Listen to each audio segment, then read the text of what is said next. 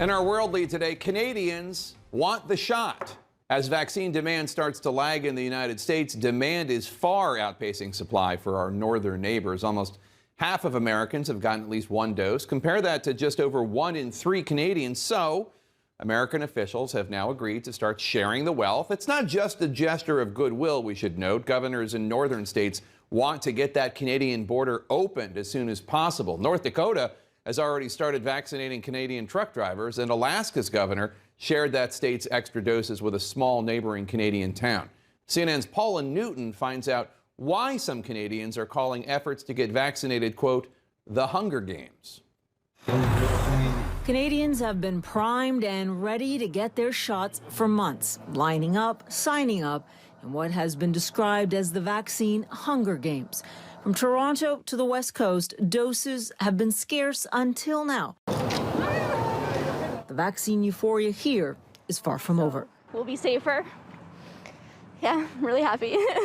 Demand still far outstrips supply, but Canada is catching up. The sooner we can all get a poke, the better. I trust the medicine, and I'm excited to be vaccinated. Demand has been great. It's actually been overwhelming. Anthony DeMonte runs Ottawa's rollout, and like many cities, they've seen little hesitancy, confident they can get more than 80% of eligible residents vaccinated. We could certainly get that done in weeks. If we had unlimited supply, we'd run these things 24 hours a day. We'd get into our neighborhoods. So it really is supply that's been hindering, but now we're seeing in the positive efforts that supply is coming. The Canadian government promises by the end of summer it will have enough doses for the entire country.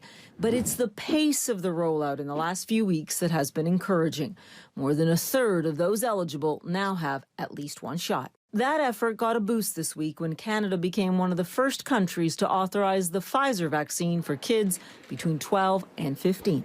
And officials say they see no sign that demand for the vaccine will slow, especially now that a painful third wave of the pandemic is taking hold in many parts of the country. Critical care admissions remain at record levels and are increasing in some provinces, especially in the country's hotspots like this one in Ottawa, where getting those last doses into arms will be more challenging. A city councillor here tells me he's encouraged by the grassroots efforts already working to reach racialized, disadvantaged communities.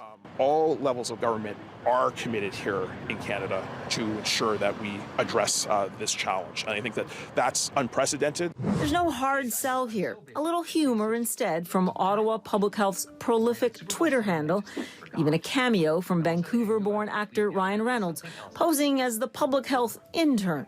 Something we all can do.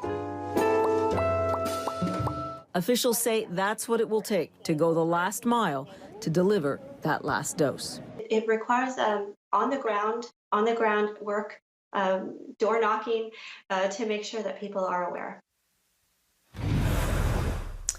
So, Jake, I just updated here. We could be in record-setting territory for daily shots in arms today. If this pace keeps up, we're going to catch up to the United States. By June, fully vaccinated everyone, perhaps sometime in summer. And it's important to note here, in Canada, if you look at polls, hesitancy is about pretty much half of what it is in the United States. And that's why that 80% figure really is something officials are aiming for. Jake, before I let you go, I have to point out, look, I'm in lockdown here. A lot of cities in Canada are locked down. Think about Toronto now, in lockdown, some form of it, for nearly 6 months. That goes a long way in describing the enthusiasm right now for those vaccines. Well, I'm glad shots are going in arms in Canada. Paula Newton in Ottawa, thanks so much. Appreciate it.